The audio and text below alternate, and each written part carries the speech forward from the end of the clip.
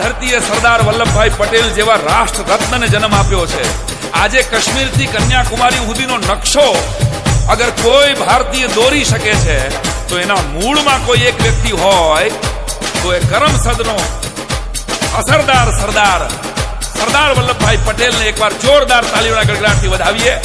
182 મીટરનું જ્યાં statue of unity વાદળ આરે વાતું કરે છે એવા સરદાર વલ્લભભાઈ પટેલનું એક ગીત તો બનતા હૈ.